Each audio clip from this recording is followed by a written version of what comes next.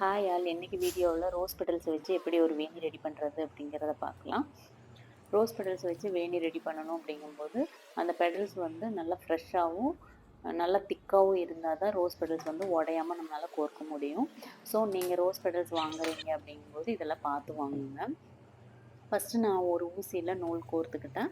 நூலை கோர்த்துக்கிட்டு தென் வந்து rose பெடல்ஸை left சைடும் ரைட் சைடும் நல்லா ஃபோல்டு பண்ணிவிட்டு ஒவ்வொன்றா கோர்த்துட்டே வரேன். கோர்க்கும்போது ரவுண்டாக கோர்த்துட்டு வரணும். கோர்த்த பிறகு கொஞ்சம் கொஞ்சமாக நூலோட எண்டுக்கு கொண்டு வந்துக்கோங்க. எண்டில் வந்து நீங்கள் நல்லா நாட் போட்டிருக்கணும். நாட்டு இல்லைன்னா ஏதாவது ஒரு ஸ்டிக்கோ ஏதாவது ஒன்று வச்சு கட்டி வச்சுருக்கணும். அப்போ தான் வந்து அந்த வேணி வந்து கழண்டு வெளியே நூலை விட்டு கழண்டு வெளியே வராமல் இருக்கும். இந்த ப்ராசஸ் பார்த்தீங்க அப்படின்னா ஒரு 10 இன்ச்சுக்கு பண்ணுற மாதிரி இருக்கும்.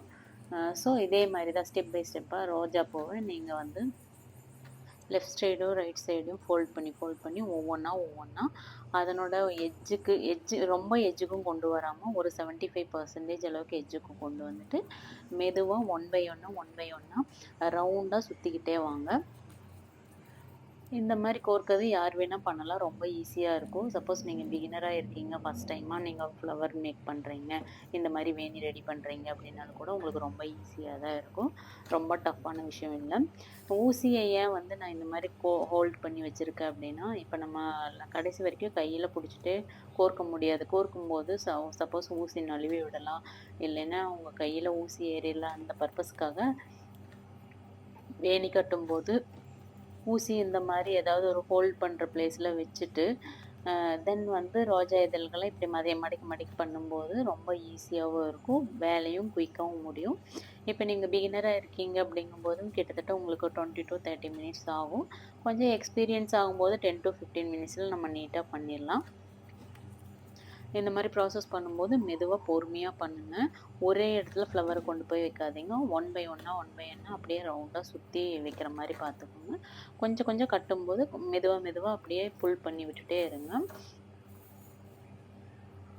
ரோஜா இதழ்களையும் இப்படி பிடிச்சி இழுக்கும்போது நீங்கள் மெதுவாக தான் இழுக்கணும். ஏன்னா த்ரெட்டில் அந்த ஃப்ளவர் முழுவதும் கட் ஆயிரும். ஸோ நீங்கள் இழுக்கிறீங்க அப்படிங்கும்போது மெதுவாக தான் இழுக்கணும், ஸ்பீடாக வச்சு இழுக்கக்கூடாது. அதே மாதிரி கட்டும்போது த்ரெட்டு பார்த்தீங்க அப்படின்னா கொஞ்சம் திக்காக இருக்கிற மாதிரி பார்த்துக்கோங்க. ரொம்ப மெலிசாக இருந்தால் ஃப்ளவர் எல்லாமே உடஞ்சிரும், கட் ஆயிரும். அது இல்லாமல் நம்ம கைகளும் கிழிக்கக்கூடாது அப்படிங்கும்போது இந்த மாதிரி கொஞ்சம் திக்னஸ் இருக்கிற நூல்கண்டு எடுத்துட்டிங்க அப்படின்னா ரொம்ப ஈஸியாகவும் இருக்கும். ஃப்ளவரும் உடையாது, நம்ம கைக்கும் எதுவும் டேமேஜ் ஆகாது. இந்த மாதிரி வேணி கோக்கர் வந்து ப்ரைடலுக்கு நம்ம யூஸ் பண்ணிக்கலாம், இல்லைன்னா கலராக ஏதாவது ட்ரெஸ் போடுறோம் அப்படின்னா பண்ணிக்கலாம், இல்லை கொண்டை அந்த மாதிரி ஏதாவது ஹேர் டூ பண்ணுறோம் அப்படிங்கும்போது இந்த மாதிரி வச்சிங்க அப்படின்னா ரொம்ப அழகாக இருக்கும். சீசன் டைமில் எல்லாம் மார்க்கெட்டில் போய் வாங்கினீங்க அப்படின்னா இந்த ஃப்ளவர் வந்து 400 ருபீஸ் சொல்லுவாங்க. பட் ரோஜா இதழ்கள் ஒன்று வந்து ஒரு ரோஸ் பார்த்தீங்க அப்படின்னா ஒரு 20 ருபீஸ் அந்த மாதிரி தான் வரும். 10 வாங்கினீங்க அப்படின்னா ஒரு வேணி நம்ம ரெடி பண்ணுறதுக்கு ரெடியாக இருக்கும், கரெக்டாக இருக்கும். 10 வாங்கிக்கோங்க. வாங்கும்போது இதழ்களெல்லாம் பெருசாக இருக்கான்ட்டு ஒன்ஸ் செக் பண்ணி வாங்கிக்கோங்க. நான் கொஞ்சமாக கோர்த்து இப்போது ஒரு அளவுக்கு ஸ்டாண்டர்டான சைஸுக்கு கொண்டு வந்துட்டேன். ஃபைனலாக பார்த்தீங்க அப்படின்னா இது ஃபுல்லாகவே நம்ம எடுத்துகிட்டு எனக்கு வந்து 10 இன்ச்சு தேவைப்பட்டது.